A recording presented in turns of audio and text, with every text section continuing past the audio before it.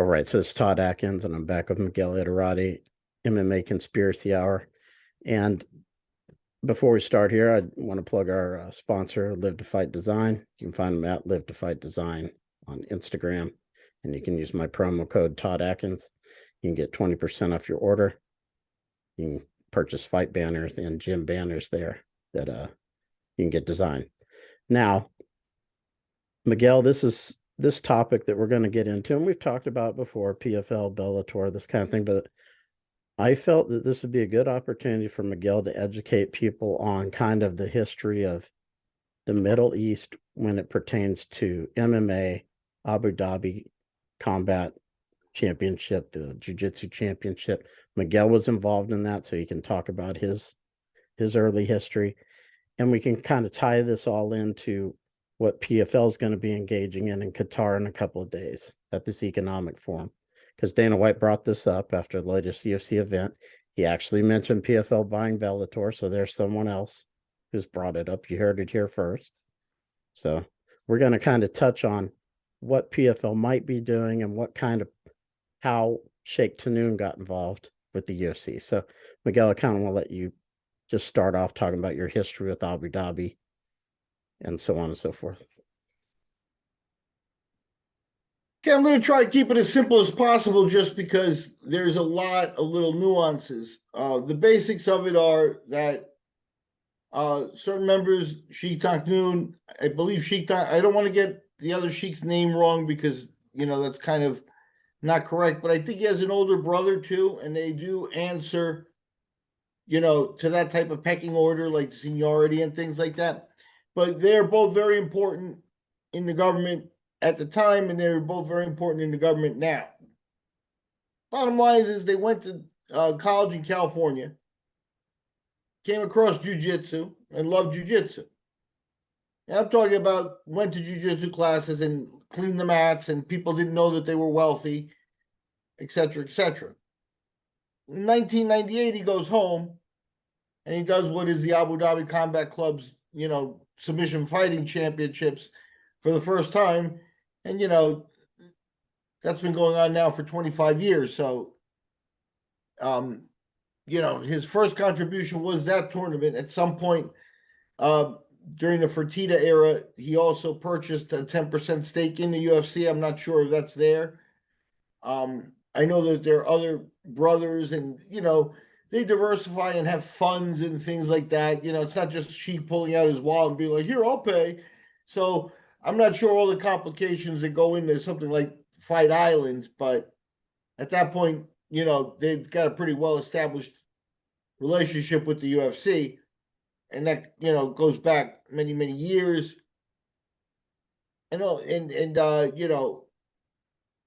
Bellator is just going to walk into Qatar or any other place, an economic forum, looking for funding and be able to equal all of that. That relationship took years to nurture, and they're not going to just buy that. I'll give you a PFL in this case, not Bellator. PFL is the one. Yes, PFL. It's the same thing, right? Yeah. According to you. I'll remind you, look here. Sometimes you got to look at the details. The fact is that Sheikh Tahnoun and the Sheikhs in Abu Dhabi had a passion for the sport. Same thing as the Fertitta, same thing as Dana. They like the sport. Later on, you got guys like, we could make money off of that. And here's the other important part. The Abu Dhabi tournament and the Abu Dhabi buying the UFC and the Abu Dhabi being a fight island, yes, that occurs because higher-ups and VIPs there enjoy the sport. But they would never do it if it didn't also come with like a bump for the country's like worldview. Like people see it as a place to go, as a destination, more, modern. It has to have a benefit to themselves in Abu Dhabi and that, because, at the end of the day, 50 years ago, it was a very small place and they've seen it explode. And part of that is because they have that deeply in mind. So it's like, yeah, they'll do tournaments, and invite people over, but, hey, let's do fights here. Now they're not that interested because it also has to come with the benefit to the country. overall. And I think they've achieved that. They've become like a fight hub and, you know, a sports hub. And if it's ever in the Olympics, it'll be in great reason for them. But that's important to realize. So now you have a combination of royal family that has a passion for the sport and has been, you know, working on projects. The PFL is walking in asking for money for guys that might say, "Oh yeah, they made money, we'll do it too," but they don't share the passion. So if it goes wrong, it could fall apart very quickly. The circumstances aren't there just to go there and get money.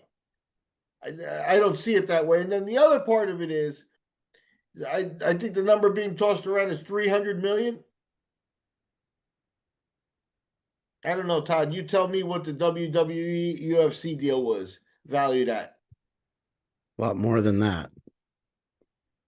By a lot, by Yeah. multiples, you know? And that's the thing is that's why Dana doesn't look all shook up. You know, I saw some of their people asking, I think, the very legitimate question of who he fights is major because they can roll him out against Tyson Fury. Let's say he gets a Tyson Fury fight in boxing. It's not technically under the PFL, but they're allowing it. They'll get a bump for that. You probably lose that fight if it's Queensberry rules. And then he comes back to what? To the PFL in that roster. 2 million for his opponent, 10 million for him. How do you make that money back? You know, currently on that roster, I don't see, you know, a fight of that value. You know, I don't think anybody does. And that's the interesting part. Do they have some kind of surprise up their sleeve? You know, I'm one of the few people that I've heard, but you know, it's like start thinking, you know, all out of the box. You know, Gordon Ryan to me is still one of the most intriguing opportunities that you have there. He's with one or has a contract with one. Maybe one becomes a player again and lets him do it. You know, and they sort of have a little union to take on the UFC. But again, the question is, they could go and come back with 300 million bucks, and that will pay for some of this. But how do you return that money when Ngannou doesn't have a natural built-in opponent? Right. But I want to stick to the education here. You know, you were part of the early Abu Dhabi. Talk a little bit about that, your history with, you know, Abu Dhabi originally. Well, like I said, you could definitely see the passion was there for the sport, and you know, I don't want that to be belittled in any way because I think that's very important. Um, you know, it's the kind of thing that allows for longevity. Um, if you remember back in the early days in Kuwait, there was a tournament, but it didn't come matched with that. Some of the royal family spent years in California wiping mats and doing jujitsu, getting to blue belt level and maybe purple belt level, falling in love with the sport, taking it back with them, wanting to do the tournament, saying, "Look, I've got the money.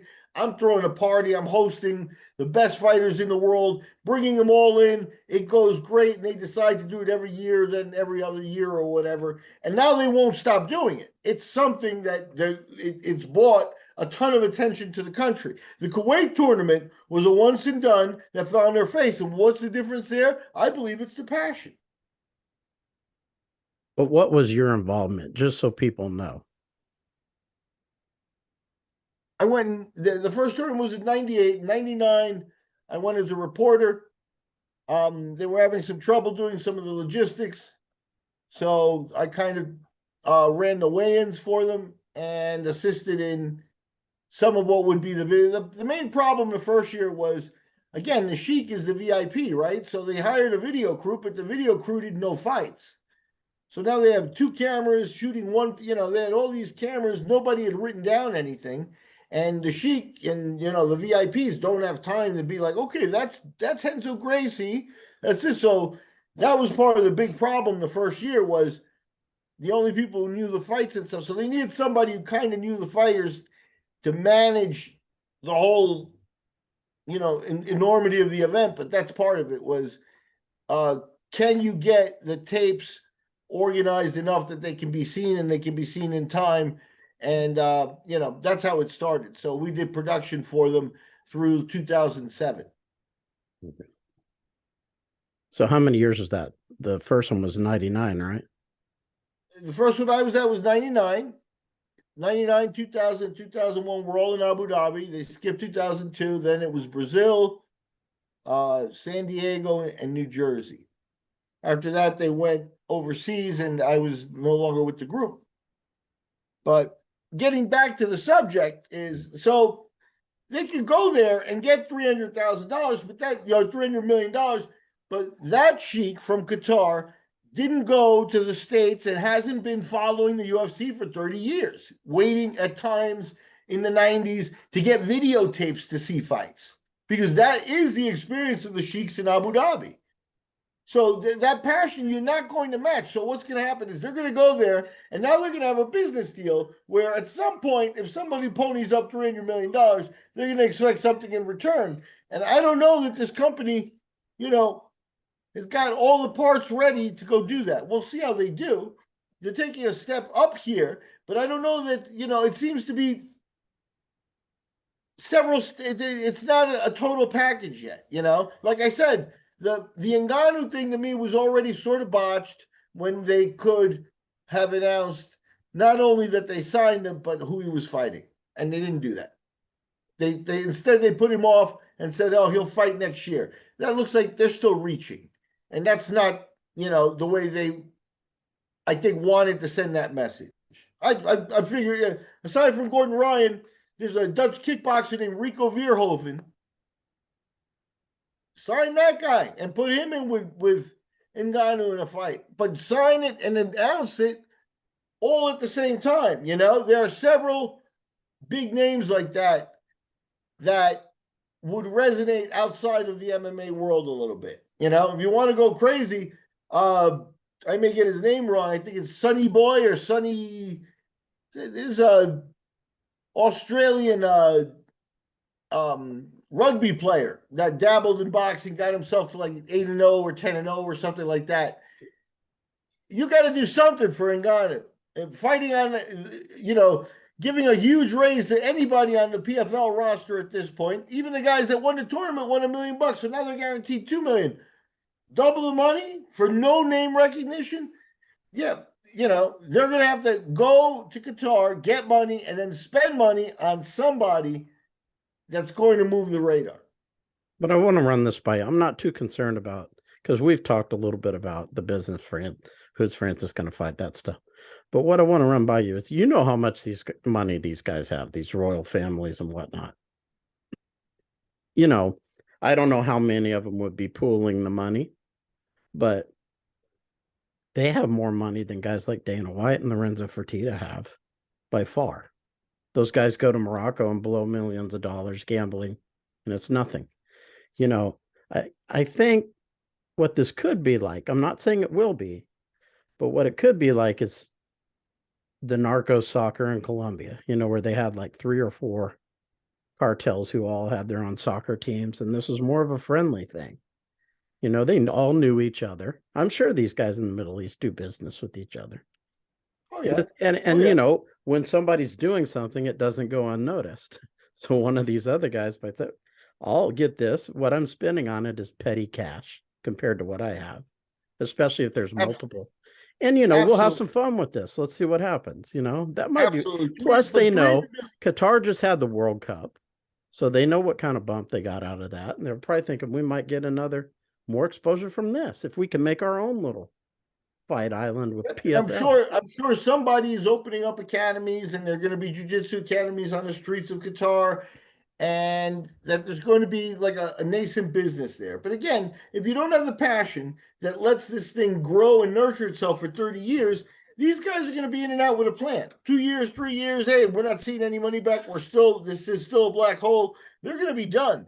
That's the difference, I think, to me, is I think that the passion is few and far between. Most people will look at this as a business. That question could be asked of Don Davis.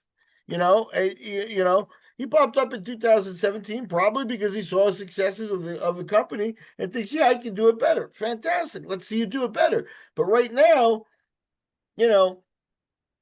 what you're showing me is that you're not going to reach the UFC's level. You're asking for $300 million. The UFC's valued, 30 times that.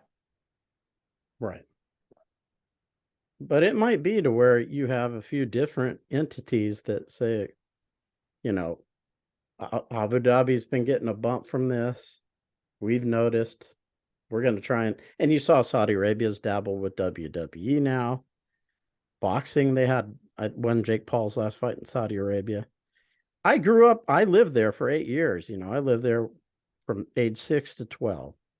I never in my wildest dreams could have imagined that any of those people could have came to Saudi Arabia. We were talking about this offline. When I lived in Saudi Arabia, they would cut huge chunks out of movies. You go to a movie theater and the movie would skip from like what happened, They would take marker and black out magazines like Time magazine. They'd scribble all over the lady's legs or anything that offended them and sell it.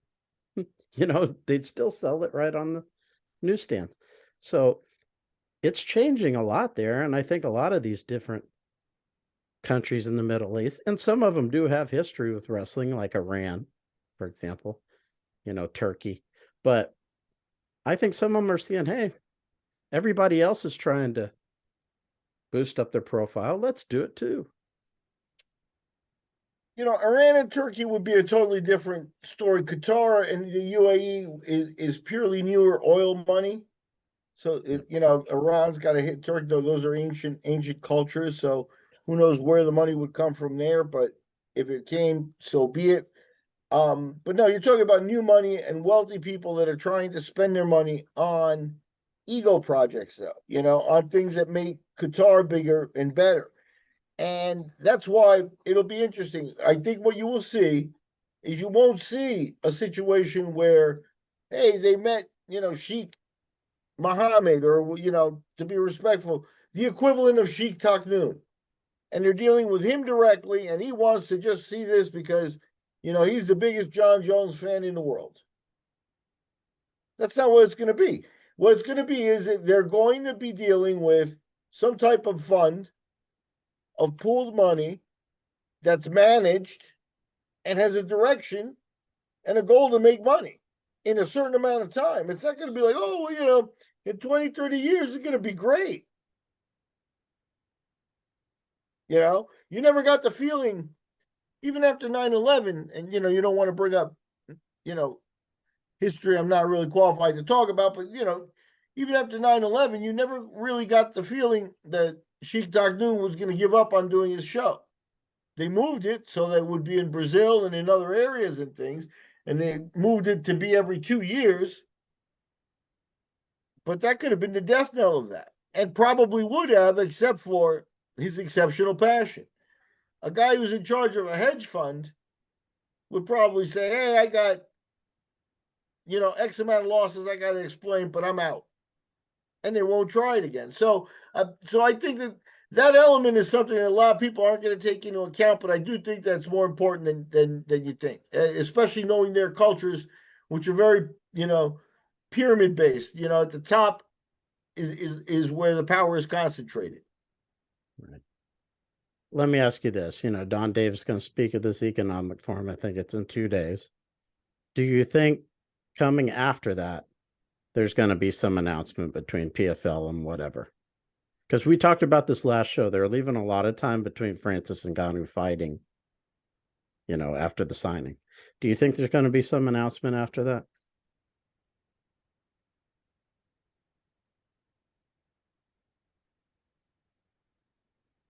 There better be. Because, like I said, the problem with the UFC's already, they've reacted to this.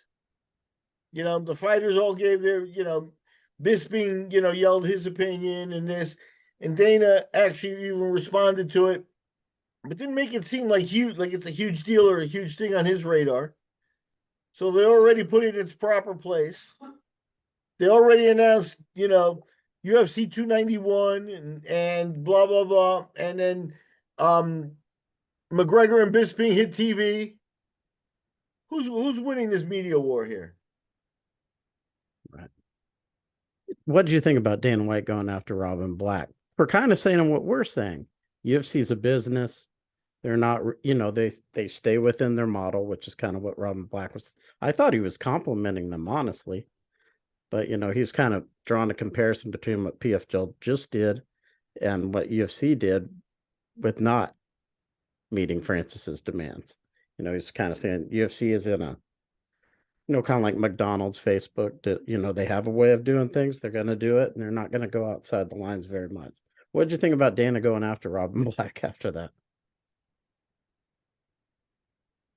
Dana at this point picks his spots. I don't think the whole Ngannou thing made the UFC or Dana look good. If he had been right and this had played itself out 4 or 5 more months of Ngannou not sure, and then maybe the deal he got was lesser than the one he actually, is touting, then, we would have gotten that ha ha ha, I was right all along from Dana and all the other little minions saying, how the UFC is the place to be and stuff. In it's not a similar situation, but in 2007, I was with Bodog, and we were thinking, we got a pay-per-view coming up. Let's lock up some pieces of the roster. And I gave out 5 contracts of a similar nature. So, Ngannou's really just not enough. I do got to see, like I said, the opponent would have been critical to announce a fight that was out of the box. Rico Verhoeven, for me and you, would have been like getting Ernesto Hoost to fight, And again, against Ngannou, who's a stand-up fighter, getting a kickboxer, even if it's MMA rules, you might be able to do it. Now, I'm thinking out of the box because the UFC's got everybody locked up, But Verhoeven, to me, in the US, doesn't move the radar. But it's a more interesting fight than, say, rolling Fedor out again or, any of the other possibilities. Ryan Bader's there. I think Verhoeven on an international level attracts a lot more attention. And then there's the Gordon Ryan question of whether he's available, open to do it, wants to do it. But Gordon Ryan is a guy who should be getting an offer. And once the PFL starts putting together what the next, it feels like we signed Ngannou, check us out. It's like, no, now you got to keep what's next. This is not something where you can take a week or a month off. This is not the UFC that you're taking on circa 2002 where they were doing, a few shows a year. They are a constant in every way, shape, or form, on the media and everywhere else. You're not going to take them on with $300 million. I don't think. Be very careful. Let me ask you this. The 2 million minimum, that should interest a lot of guys because there's probably not a lot of heavyweight contenders of any kind in MMA that are making 2 million for a fight and probably never will make 2 million. Okay. So who do you think, who's the number one guy you think would be interested in that? No, I'm just saying guys that were available to, or maybe had contracts coming up. Do you think that would impact their decisions? Yeah, if they're under contract with the UFC, I don't think it's just going to be a matter of the contract runs out, right, and they're going to be free agents to go and go sign that up, or else you'd see most of the UFC heavyweight division start to take off. Right. So that's the key there is who's available. Right. Who's available. It's a very short list of people that I think I've covered 2 of them. I haven't heard too many other people speculating. Rico Verhoeven, Gordon Ryan. So somebody calls them up and says $2 million. They're not making $2 million for their competitions. They'll have to weigh it and see if that's worth it or not. Maybe they have more name value. And they make a bigger demand or whatever. I think that guarantee for the opponent is a little bit of I don't know, like smoke and mirrors. It's not that big a deal, What if I'm going to use Verhoeven because I know he's the biggest thing in kickboxing right now. But what if Verhoeven does it, and he could have made 3 or 4 million on the fight, or 10 million. 2 million might be small if Ngannou is doing his job. But here's the problem: it's also an admission of being B class, because if Ngannou is going to be the A side of this fight, then that's it. 10 million, 2 million. That fight's topped off. You're nowhere near McGregor. You're nowhere near John Jones. You're nowhere near Jake Paul. You're nowhere near any of the sideshow attractions that you wanted to be near. So they already sort of failed. They got Ngannou, and they're like, see, we got Ngannou. It's us. We got him. We might buy Bellator in 2024. Oh, I'm in agreement with you. The Having world moves him a lot fight faster. someone who's going to capture the imagination of the public, it doesn't seem possible at this point because there's not that person available. You know what I mean? No. That opponent is just not available in MMA. If they could get a boxer to walk in there and do it, it might work, but they can't. In MMA, there's not a heavyweight opponent that's available. I don't even know if there's a heavyweight opponent, period. It's outside of John Jones that would capture the attention of a mass audience. Not even in the UFC. I don't think Stipe would. I don't think, any of the heavyweights in the UFC, who he's already fought. He already fought Gone. He's, I actually think that the gimmick fights with Ryan and Verhoeven are actually more interesting. Yeah. The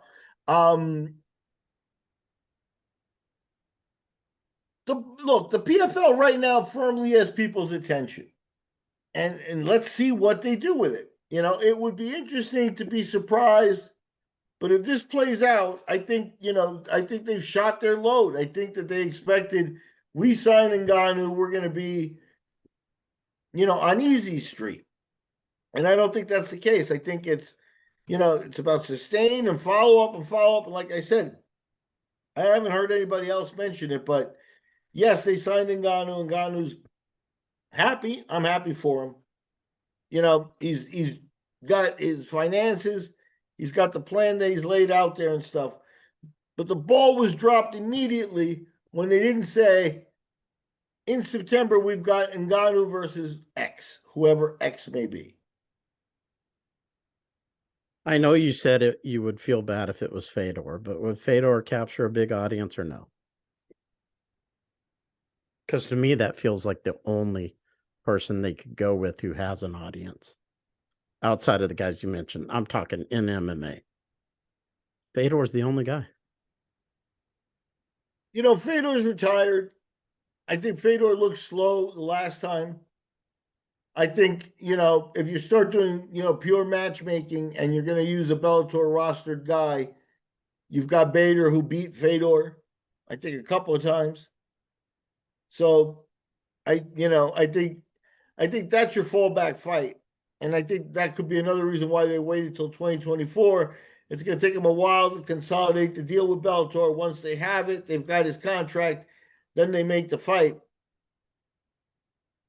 That's just kind of, I don't know, a poor way of managing the time period here. You're in a fight against a corporation that delivers weekly product, and you're asking people to wait a year.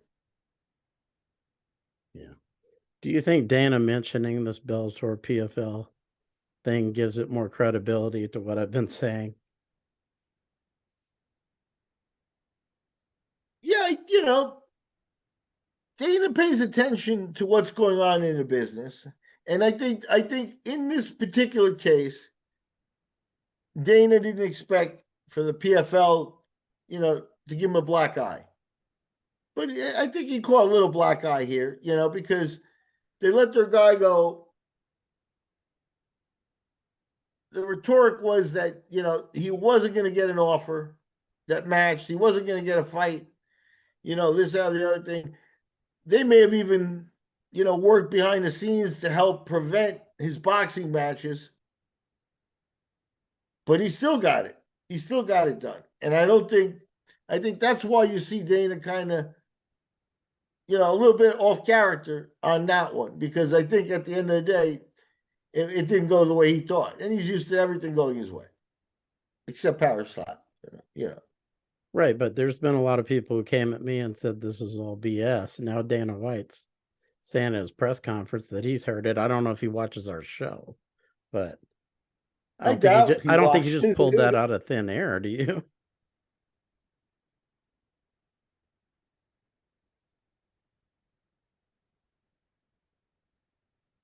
At some point, knowing your career, Todd, I think this is just going to be another one of those episodes where you were right, you were first, and you're going to get very little credit for it. Yeah, I think we share that a little bit, but I think you were right. I think the fact is Viacom isn't doing great from the preliminary information I've seen. There's they can't be all that happy with Coker. I know that you had Jerry Millen on, and that Jerry loves Scott and what he does and stuff like that, but I don't think it compares to the true upward trajectory. They haven't they flatlined. The UFC has been consistently heading trajectory up. So I don't think you can really even compare them. How long can Viacom keep them on the books? And it's a broken like I've explained time and again, it's a broken system when you've got Viacom saying, okay, we got some TV slots we got to fill June, July, August, and September. Bellator, you're on. And then, okay, what about October and November so we can follow? Oh, no, we don't. You're going to be back in December, and then maybe in February we got a week for you. When they're answering a TV schedule, they're just much less dangerous. So, hopefully 2024, the PFL, that's the number one thing the PFL has to overcome, is where they're going to show their stuff and then have enough material that they can show it.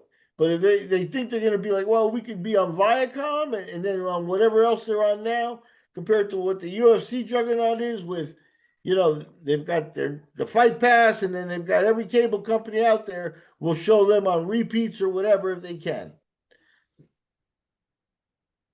I want to ask you one more thing. PFL and the UFC are both on ESPN. I want your opinion on this dynamic. Some people think PFL and the UFC are working together, which that's a conspiracy theory. Some people think maybe ESPN's trying to cover themselves if UFC becomes difficult in the TV negotiations, which I think come up in like 25. What do you think? I think it could be any of the above. I don't think they're working together because there are very little signs of it. I don't see the added value to the UFC. They'd be helping the PFL more by association than anything at this point. So I don't think that that's the case. Could ESPN have them? I think this could be a result of, the UFC was on, Fox Sports and,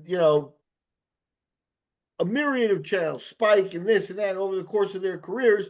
And they always had the ability to, put the fight nights here and then the pay-per-views here and this, that, and the other thing.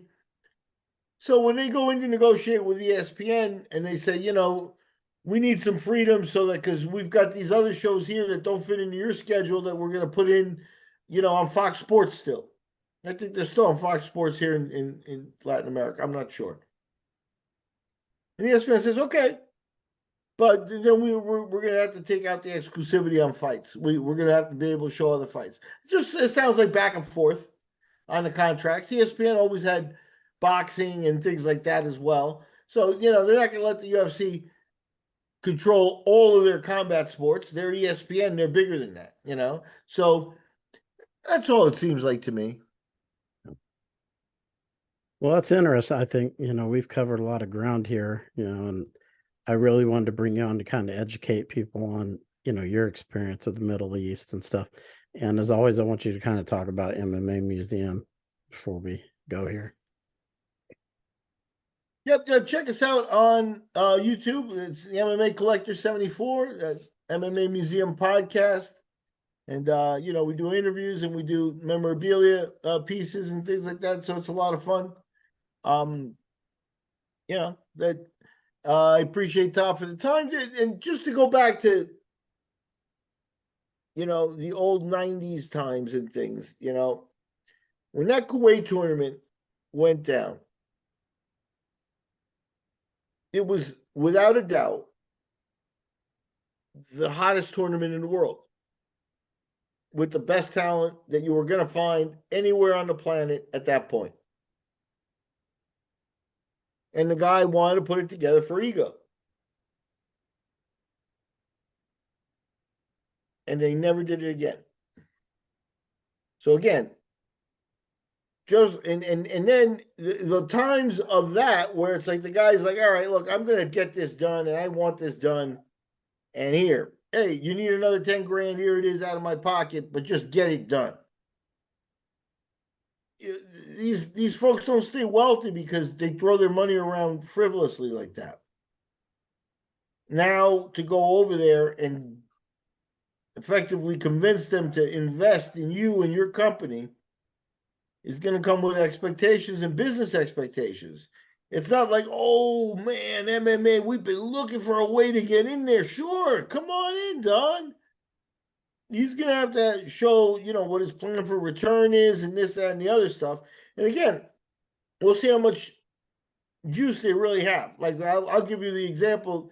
To me, one of the things that you kind of look at, shake your head at in the Ngannou deal is this PFL Africa stuff. More power to him if it happens. More power to it even more if Ngannou makes some money off of it and it actually becomes a thing. But that doesn't sound like it's something that's going to be a returning on investment in the next 6 months or 18 months, So you can get through Ngannou's contract and PFL Africa will have never happened. Just I don't know if I interesting showed it little to you, things. but I saw on LinkedIn where one of these investors had kind of went at Don Davis a little bit. I don't know where the guy was from, but he was saying, I hope you're focusing on getting a return and not arguing with this person or that person or ONE FC or, I'll have to show it to you, but I thought it was interesting. Yeah, he has a mountain in front of him. He does not have an easy job. Whether he walks out of Qatar with $300 million. He signed Ngannou. He's buying Bellator. Guess what? He's on the first floor. He just is getting started. If that's all he's got, he's going to be stuck on that first floor at the elevator, hitting the button. The UFC's on floor 78 with a garbage can holding the doors open and the elevator's not moving for him. He's not catching them unless he's ready with a concerted attack. A concerted attack. Some of it is, pinpointing new fighters, using old fighters wisely. It's just so much that the UFC is way ahead of them on. That what he's got going on here. Hey, Dave Feldman at BKFC went through a round of investors, getting investments, in the midpoint, late second half of last year. We got Rockhold and Alvarez and Mendez and Perry out of it. But again, did it ramp it up into like a weekly league and lots of people, because that's what the UFC has. The UFC's got cities where they don't fight, don't have shows, that have training centers, that have people on salary that are training people to do this stuff that they call UFC fighting at this point. It's a complete, yeah. They're so far ahead in the brainwashing of the public that for the PFL to not look like a secondary league is going to take an extraordinary effort. and they've taken some interesting steps that have made the business take notice. But I don't think the UFC is concerned in the least bit yet. Yeah, it's where do you think that? I mean, I know we're kind of rambling on here. Where do you think this Jake Paul thing goes? Because that might be able to help him attract some, some eyes that they don't already have.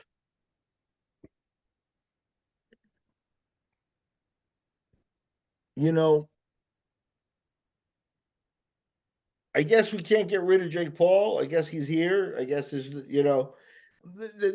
to me, I go back to the same thing. Jake Paul, God bless him.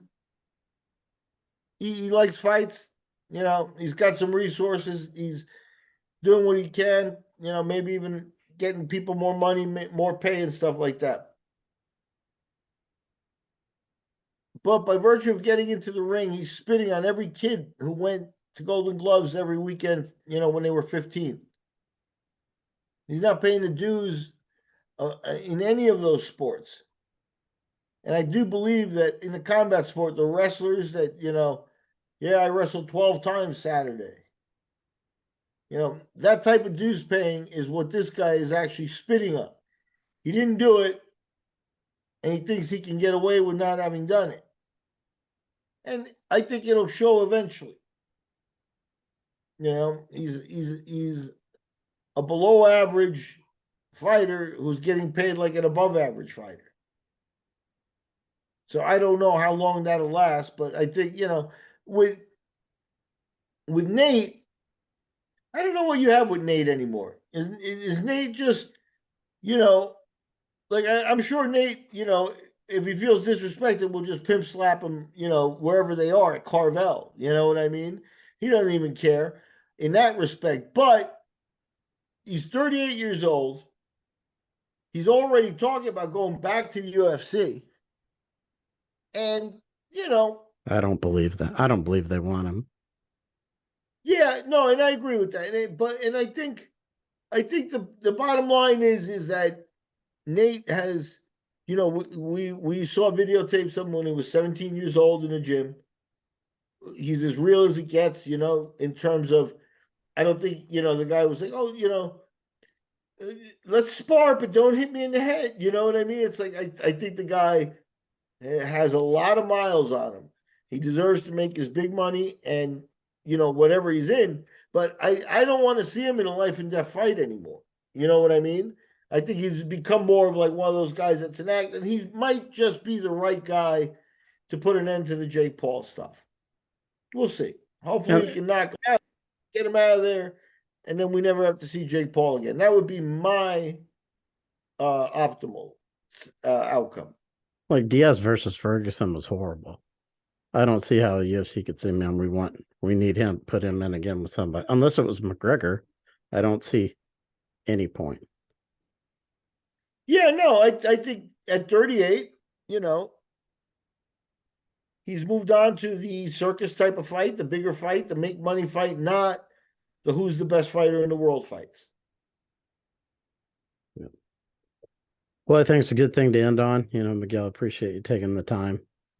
No problem. Like I said, I felt it was real important to discuss this topic because you have some firsthand experience in the Middle East with this kind of where it all began as far as the MMA and Middle East cross.